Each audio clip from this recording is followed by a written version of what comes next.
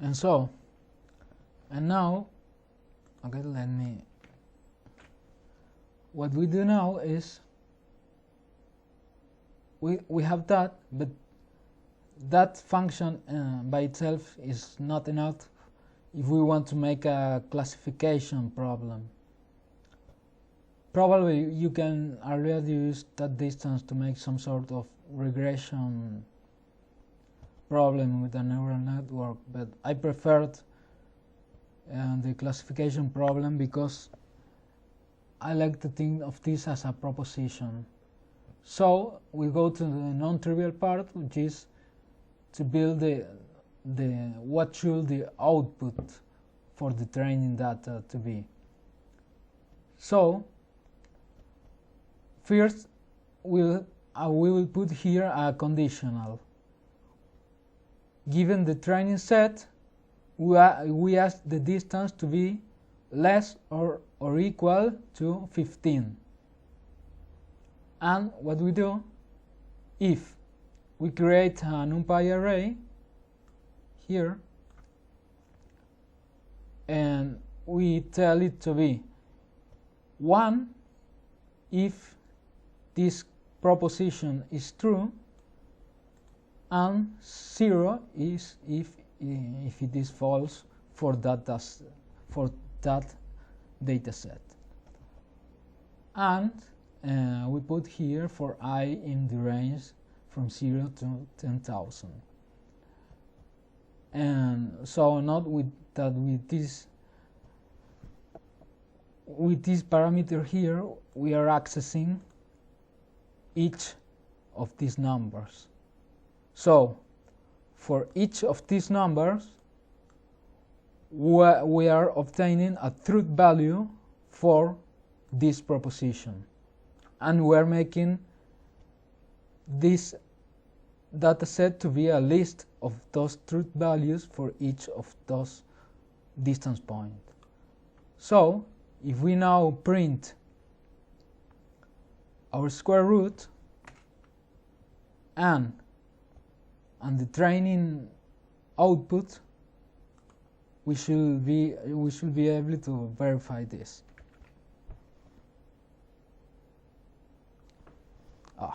Okay. So we can see here the distance is 20, and of course, since we are asking less or equal to 15, it is giving us false. Here we have 16, false again, 15.36, 0 again, and here we have 14.8, etc., and it is giving us a true, and so on.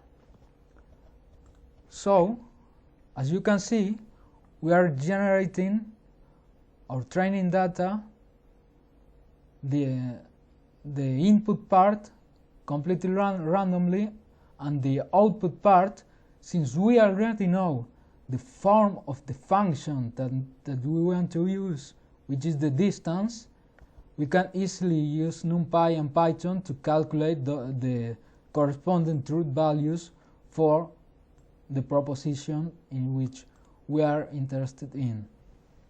So what we do is, the next step is to save all of this data as CSV files with, of course, the delimiter. And we need to save it because each time we run this code, the random generator generates a whole new set of random numbers. Check if I run the program again, we will get different numbers here.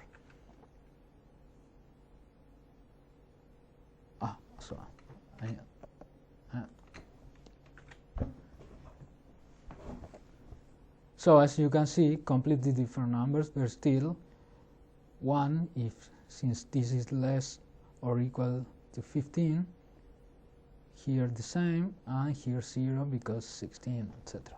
So, and of course it will save the last run of the data. So now once we have this, we go to the classification problem with Keras. And well, of course, we will have to import NumPy again. We'll have to import Keras. We'll have to import Keras models. Dense, since we want to use deep neural networks.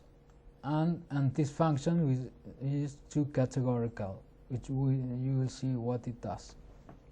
So the first thing we do is we load the data we just generated before. So we simply load using the NumPy function to load the data. And now, I already mentioned that the shape was 10,010.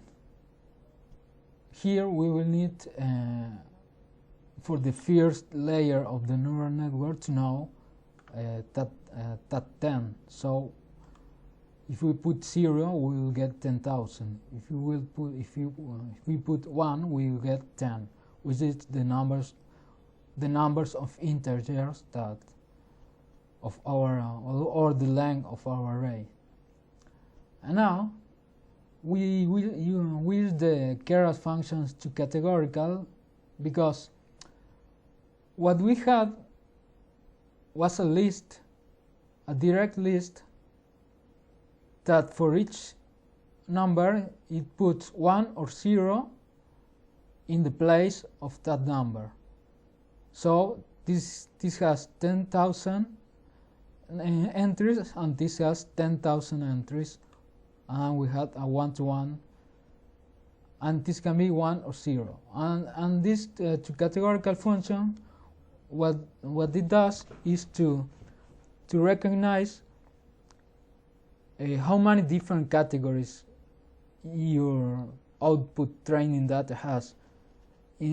So automatically you will see that we have 2, 1, and 0, and for each entry it will create a new array that will give to each entry 2 entries, where it will print, as when we do the predictions, it will print the probability for the first category and the probability for the second category for that same data point. So you can think of 1 as true and 0 as false, so this will give, for each number, it will give us 2 numbers. The first number will be the probability for the proposition being true, and the second for the proposition being false, and of course the 2 probabilities should add to 1. So by using these 2 categorical functions, we make sure that our neural network is computing probabilities for our categories. So we basically simply do that. We need to do the shape thing again, but this time for the output. And again, this will be 10,000 to the shape. 10,000 cross 2, because or comma 2, because now with the 2 categorical function we have each of those 10,000 we are making two components, and we want access to that number, which is 2. So we build our model. Here it doesn't matter too much exactly what kind of model you use. This is just a simple example. So we define a model, we build a model, and we train it with our data.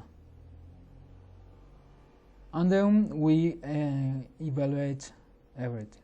And since this takes a little bit of time to train, not much, since this example is rather simple, it is better to save the model once you train it and then to run the test. Otherwise, if you run the test here, it will train it each time, it will train it again to give you a prediction. So let's run and see what we get. So it takes a while because I specified 100 epochs and 10,000 data points. It will not take much, but you don't want to be waiting all this time each time you want a prediction from this model. So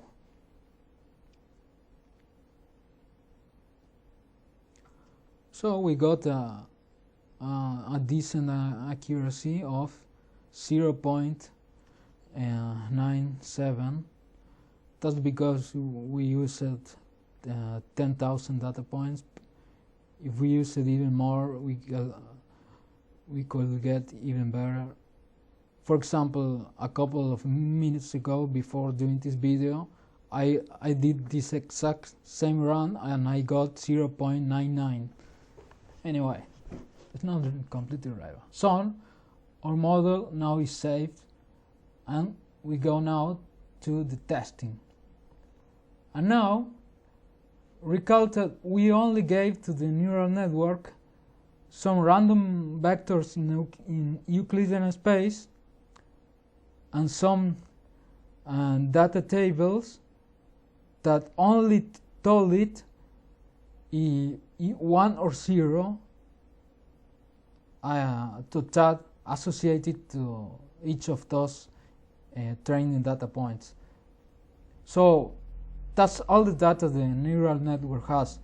The information about what function it was that we knew explicitly when we used it in the training, in the training data is lost here. Now the neural network has to guess what the function is in order to be able to evaluate the truth value of the proposition that the distance is less or equal to 15. So, well, first we import again NumPy and our training and test data. We import Keras to categorical again, and we import and load our model. And now we can test if our model learned to get the correct truth value assignations for the proposition, even without knowing the explicit form of the function we use to generate the truth values in the training set. That's what the neural network has to guess. So we get, let's see, for the three. So I run it here for the test data, the first 3 arrays or the first 3 Euclidean vectors, and we get, this is the training, this is the test data. So this is the actual truth values that we calculated using by knowing the explicit form of the distance function. And for this particular case, we had 1, 1, 1 in everything. And let's see how our neural network did it. It didn't do very well. For example, in the first case, it did it very well, but in the second case, it got the wrong guess, because as you can see, it's giving 0.9 probability to 0. But we know from the data training that it should be 1. And for the third point, it got the correct answer, which is 1. which is here, exponential to the -1, so this is 0.999. But as you can see, we are doing everything in our computer. We don't need to check with external truth value tables or data tables. We can modify everything in our computer. So since we can do that, we can modify things. I would like to get a 0.99. So let's do this.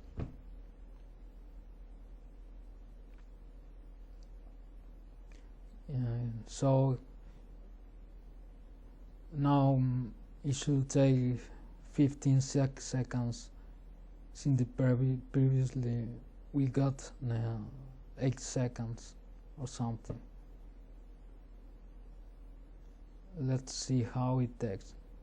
24 seconds. Anyway, so let's go and train. So you have to have your patience. Let's see how the accuracy in each epoch is getting higher. 97.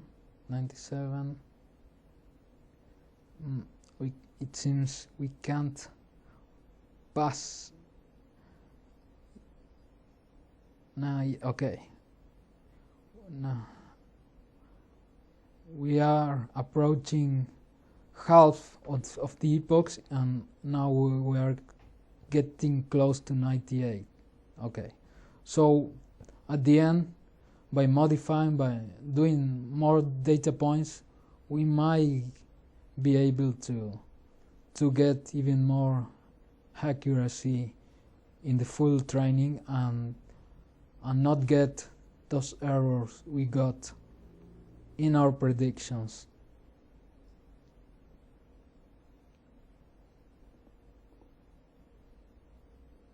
Still, I'm not sure we are going to get 0.99.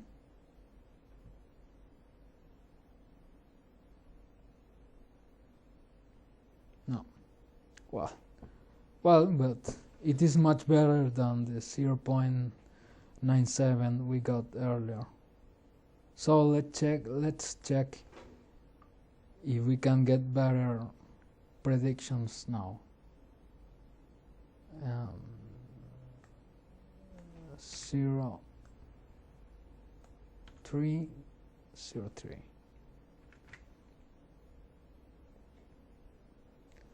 Let's see. This looks much better.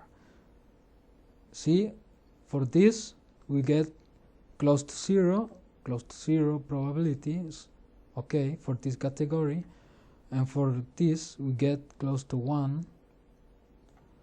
Here we get close to 1, and this very close to 0, and this 1, and this exactly 1, and this very close to 0. Let's check some very different, I don't know, 55 to 68. 65 to 68. So let's see, and again we get decent results. 1, 1, 1, and 1, and 1, and 1. So as you can see, since we were creating our data set, we were able to modify the number of arrays we wanted to get a much better accuracy in our trained neural network. So it is very simple, but when you are learning this, it can be a very useful thing to do to be able to manipulate everything in this training process. So that will be all for now.